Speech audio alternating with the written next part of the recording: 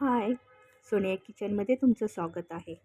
आपण तयार करणार आहे सणासाठी काळ्या मसाल्याची आमटी.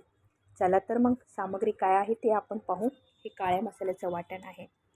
एक कांदा गॅसवर काळा करून घेतला.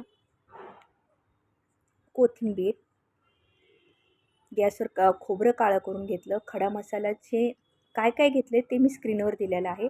लसूण, हिरवी मिरची आणि अद्रक हे तव्यावर भाजून घेतलं आणि मीठ सोडून हे सगळा मसाला वाटून घ्या.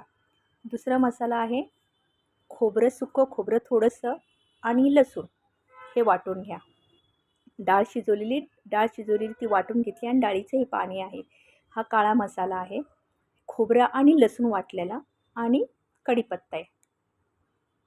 पातेल्यात 2 चमचे तेल टाका, कढीपत्ता टाका, जिरे टाका, हिंग टाका, लसूण आणि खोबरं वाटलेलं आहे ते टाका. चांगलं परतून घ्या आणि आपण जो काळा मसाला तयार केला होता, वाटून घेतलेला आहे तो टाका.